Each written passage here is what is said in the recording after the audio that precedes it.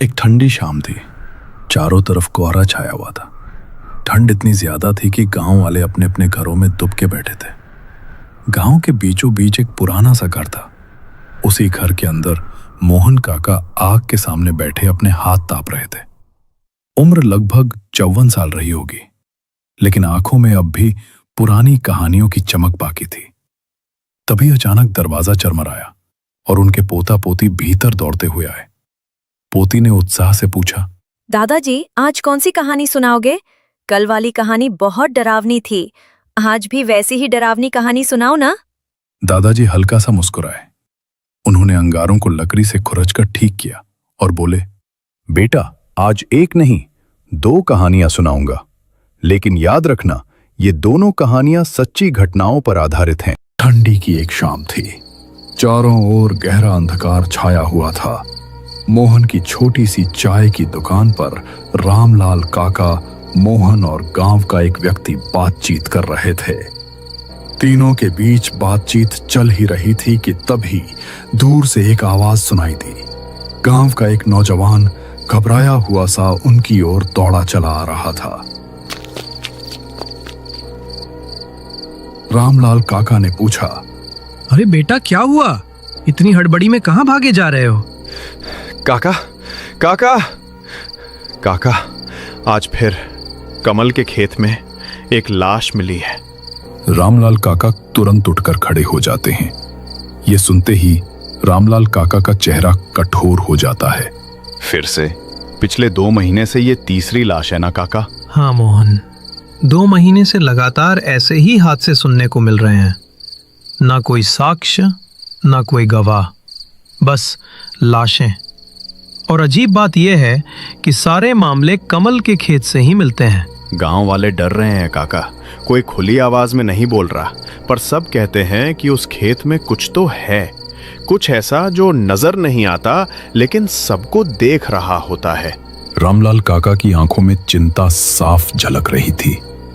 वो कुछ क्षण चुप रहते हैं, फिर धीरे से बोलते हैं, अगर आज फिर एक लाश मिली है तो ये किसी हादसे का मामला नहीं, ये किसी राज का शुरुआत है। मोहन ने डरे हुए स्वर में पूछा, अब क्या करेंगे काका?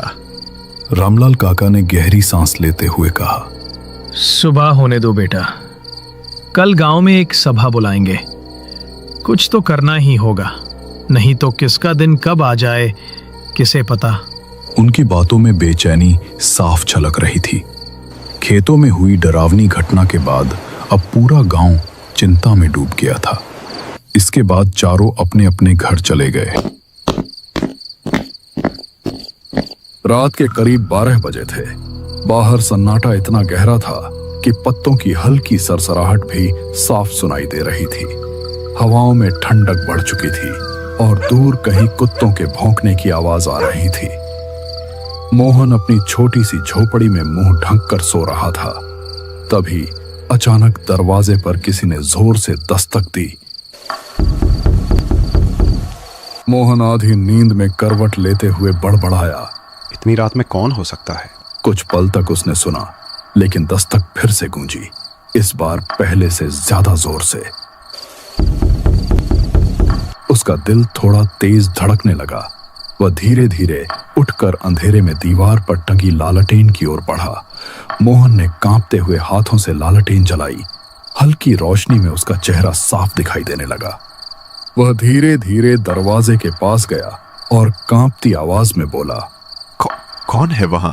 बाहर से कोई जवाब नहीं आया। बस हवा की एक तेज लहर चली, जिससे दरवाजा हल्का सा हिल गया। मोहन का गला सूख गया। उसने फिर थोड़ी हिम्मत जुटाकर दोबारा कहा, कौन है इतनी रात को? तभी बाहर से किसी की चीख सुनाई दी, बचाओ बचाओ! खेतों की दिशा से ही आवाज आ रही थी। मोहन एकदम चौंक उठा। ये आवाज रामलाल काका की थी। उसके चेहरे पर डर साफ झलकने लगा।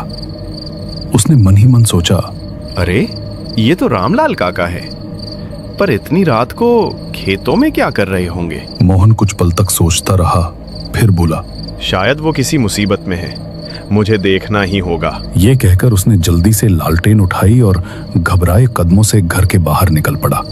मोहन खेतों की ओर बढ़ने लगा। रास्ता पूरी तरह अंधकार में डूबा हुआ था। चारों तरफ सन्नाटा फैला था। बस उसकी लालटेन की हल्की सी रोशनी ही मिट्टी के रास्ते को चमका रही थी। चलते चलते अचानक फिर वही आवाज गूंजी, बचाओ बचाओ। इस बार आवाज और पास से आई, जैसे कोई बहुत दर्द में चिल्ला रहा हो। मोहन का दिल जोरों से धड़कने लगा। उसने लालटेन को थोड़ा ऊंचा उठाया और तेजी से कदम बढ़ाने लगा। हवा अब और ठंडी महसूस हो रही थी और कहीं दूर किसी उल्लू की आवाज ने माहौल को और भयावह बना दिया। मोहन खेतों में पहुंच गया। उसने चारों ओर नजर दौड़ाई और जोर से पुकारा, काका, कहाँ हैं आप? पर वहां कोई नहीं था। चारों तरफ बस ठंडी हवा चल रही थी, जिससे सरसों के पौधे धीरे धीरे हिल रहे थे। मोहन की सांसें तेज चलने लगीं। उसने फिर आवाज लगाई, काका, लेकिन जवाब में सिर्फ सन्नाटा मिला। उसी पल उसे अचानक महसूस हुआ जैसे कोई उसके ठीक पीछे खड़ा हो। उसकी रीढ़ की हड्डी में सिहरन दौड़ गई। लालटेन का शीशा हल्का सा कांप गया। वो डर के मारे एक जगह थम गया।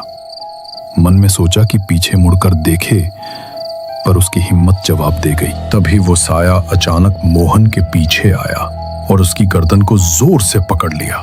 खेत से एक तेज चीख गूंजी। सुबह होते ही लोग अपने अपने कामों से उठे और उसी खेत के रास्ते से जाने लगे। तभी उन्होंने देखा कि खेत में मोहन का लाश पड़ा हुआ है। उसकी गर्दन पर ऐसे निशान थे मानो किसी ने नाखूनों से जोर से नोच दिया हो। सब लोग हैरान रह गए। गांव का एक आदमी दौड़कर रामलाल काका के पास गया और रोते हुए बोला, काका, काका, काका। काका बाहर आए तो वो आदमी फूट फूट कर रोने लगा। काका, मोहन और हमारे बीच नहीं रहा। हमें उसका लाश खेत में मिला। ये सुनकर रामलाल काका भी जमीन पर गिर पड़े। हे भगवान, ये तूने क्या किया? रामलाल काका फूट फूट कर रो पड़े। मोहन कितना अच्छा आदमी था, लेकिन उस साया ने उसे भी नहीं छोड़ा। अब चाहे जैसे भी हो, उस साया को रोकना ही होगा।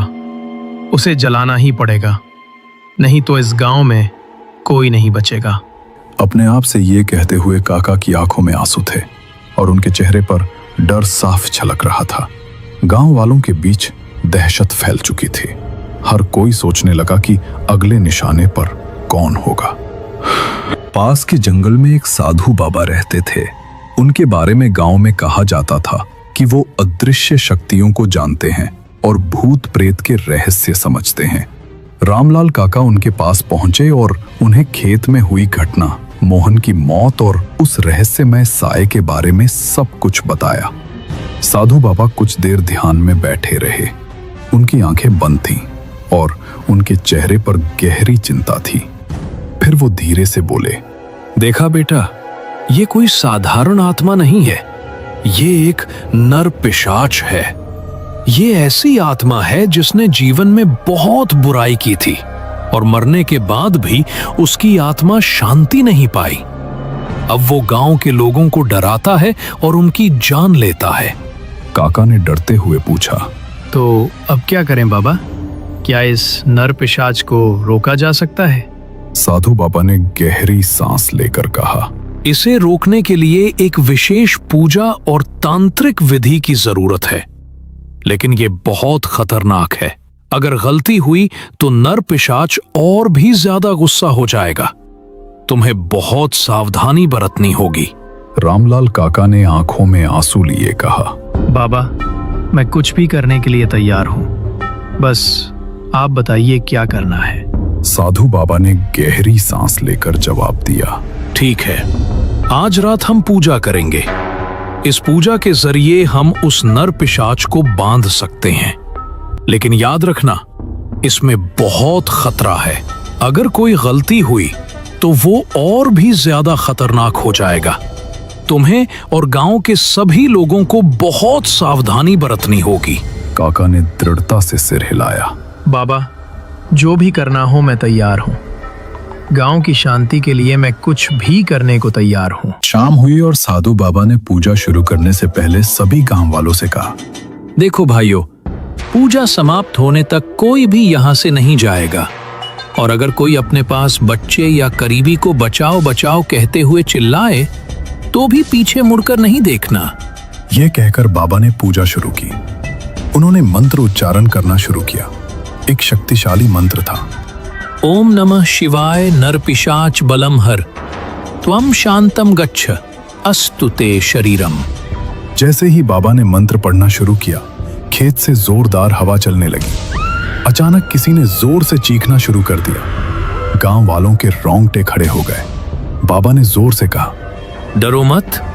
तभी एक भयानक आवाज गूंजी, मैं वापस आऊंगा और इसका बदला लूंगा। फिर अचानक हवा थम गई और सब कुछ शांत हो गया।